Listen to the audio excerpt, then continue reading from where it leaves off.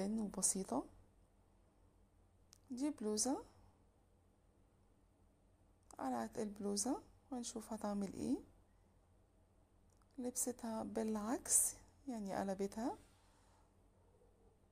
وبعدين ده شريط دخلته جوه الكم وفي الكم التاني ومسكتهم مع بعض، وبعدين ربطتهم من ورا، يعني برضو عملت بلوزة سواري من بلوزة بكم وغيرت شكلها.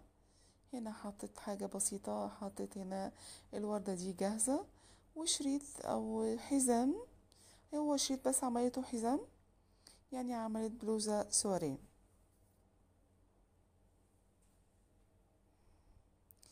احنا كمان ممكن نلعب في البلوزة. هنا هي نفس البلوزة، بس زي ما شايفين مع بعض جابت الكمين وعملته من ورا وعملتها كاب.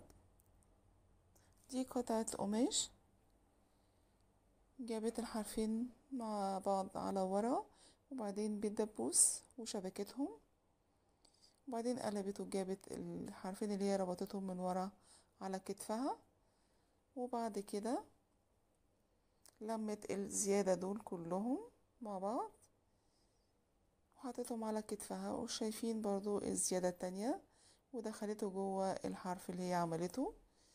شايفين عملت شكل حلو للفستان. هنا تلبس عليه حزام،